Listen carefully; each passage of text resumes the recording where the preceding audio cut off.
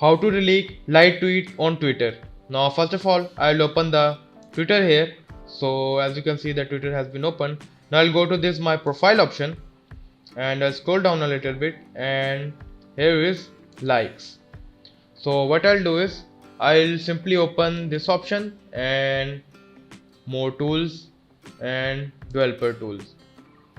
Now as you can see that this has been opened. Now what I'll do is I have basically a URL here, or you can say a link here. I will simply copy this and I'll provide you in the description below, and I will paste here. So Control V, and has been pinned. Now I will select enter. So it will basically, when I will refresh this, as you can see that this is showing here. When I will basically refresh this, so as you can see, you don't have any like here. So this is how to delete or unlike all the tweets that you have liked on Twitter. Thank you for watching.